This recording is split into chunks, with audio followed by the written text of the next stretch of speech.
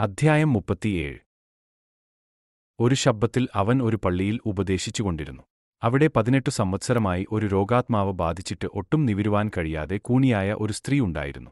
യേശു അവളെ കണ്ട് അടുക്കെ വിളിച്ച്, സ്ത്രീയെ, നിന്റെ രോഗബന്ധനം അഴിഞ്ഞിരിക്കുന്നു എന്ന് പറഞ്ഞ് അവളുടെ മേൽ കൈവച്ചു. അവൾ ക്ഷണത്തിൽ നിവിർന്നു ദൈവത്തെ മഹത്വപ്പെടുത്തി.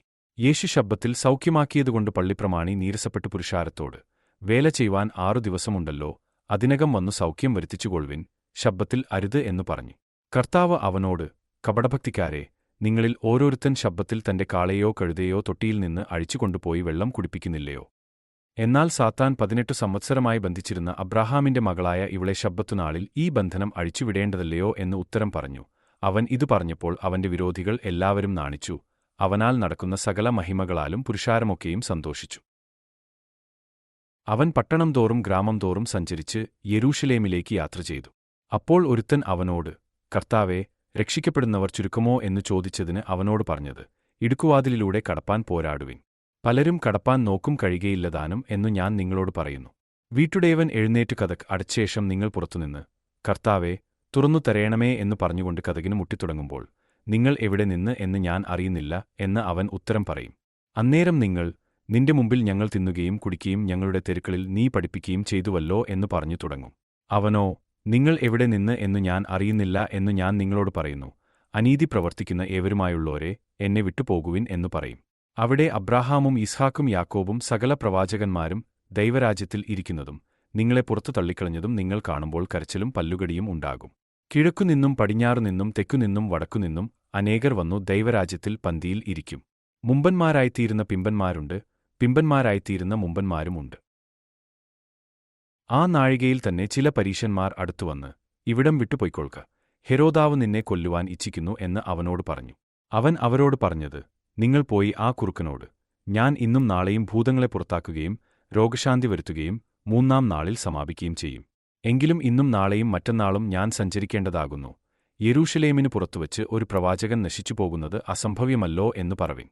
യെരൂശലേമേ, യെരൂശലേമേ, പ്രവാചകന്മാരെ കൊല്ലുകയും നിന്റെ അടുക്കൽ അയച്ചിരിക്കുന്നവരെ കല്ലെറിയുകയും ചെയ്യുന്നവളെ, കോഴി തന്റെ കുഞ്ഞുങ്ങളെ ചിറകിൻ കീഴിൽ ചേർക്കുംപോലെ നിന്റെ മക്കളെ എത്ര വട്ടം ചേർത്തുകൊള്ളുവാൻ എനിക്ക് മനസ്സായിരുന്നു.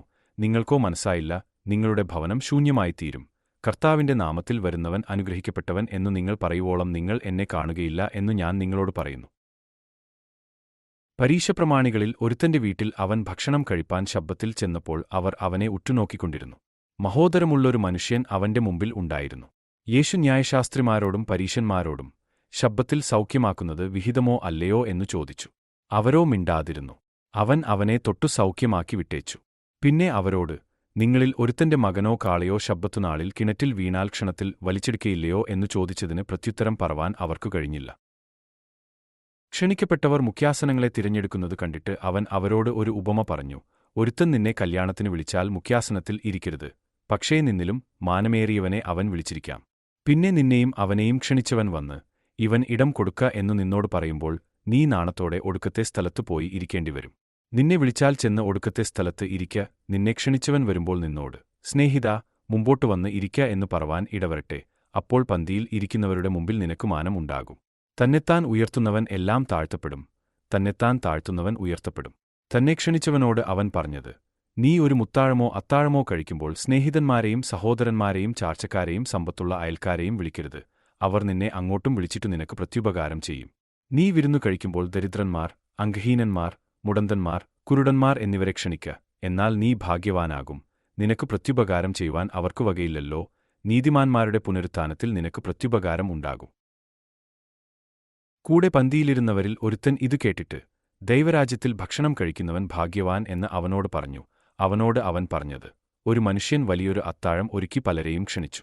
അത്താഴസമയത്ത് അവൻ തന്റെ ദാസനെ അയച്ച് ആ ക്ഷണിച്ചവരോട്, എല്ലാം ഒരുങ്ങിയിരിക്കുന്നു, വരുവിൻ എന്നു പറയിച്ചു. എല്ലാവരും ഒരുപോലെ ഒഴികഴിവു പറഞ്ഞു തുടങ്ങി. ഒന്നാമത്തവൻ അവനോട്, ഞാൻ ഒരു നിലം കൊണ്ടതിനാൽ അതു ചെന്നു കാണേണ്ടുന്ന ആവശ്യമുണ്ട്, എന്നോട് ക്ഷമിച്ചുകൊള്ളേണം എന്നു ഞാൻ അപേക്ഷിക്കുന്നു എന്നു പറഞ്ഞു. മറ്റൊരുത്തൻ, ഞാൻ 5 കാളയെ കൊണ്ടിട്ടുണ്ട്, അവയെ ശോധന ചെയ്യുവാൻ പോകുന്നു, എന്നോട് ക്ഷമിച്ചുകൊള്ളേണം എന്നു ഞാൻ അപേക്ഷിക്കുന്നു എന്നു പറഞ്ഞു. വേറൊരുത്തൻ, ഞാൻ ഇപ്പോൾ വിവാഹം കഴിച്ചിരിക്കുന്നു, വരുവാൻ കഴിവില്ല എന്നു പറഞ്ഞു. ദാസൻ മടങ്ങിവന്നു യജമാനനോട് അറിയിച്ചു. അപ്പോൾ വീട്ടുടേവൻ കോപിച്ചു ദാസനോട്, നീ വേഗം പട്ടണത്തിലെ വീഥികളിലും ഇടത്തെരുക്കളിലും ചെന്നു ദരിദ്രന്മാർ, അംഗഹീനന്മാർ, കുരുടന്മാർ, മുടന്തന്മാർ എന്നിവരെ കൂട്ടിക്കൊണ്ടുവരിക എന്നു കൽപ്പിച്ചു. പിന്നെ ദാസൻ, യജമാനനെ കൽപ്പിച്ചതു ചെയ്തിരിക്കുന്നു, ഇനിയും സ്ഥലം ഉണ്ട് എന്നു പറഞ്ഞു. യജമാനൻ ദാസനോട്, നീ പെരുവഴികളിലും വേലികൾക്കരികെയും പോയി എന്റെ വീടു നിറയേണ്ടതിന് കണ്ടവരെ അകത്തു വരുവാൻ നിർബന്ധിക്ക. ആ ക്ഷണിച്ച പുരുഷന്മാർ ആരും എന്റെ അത്താഴം ആസ്വദിക്കയില്ല എന്നു ഞാൻ നിങ്ങളോട് പറയുന്നു എന്നു പറഞ്ഞു.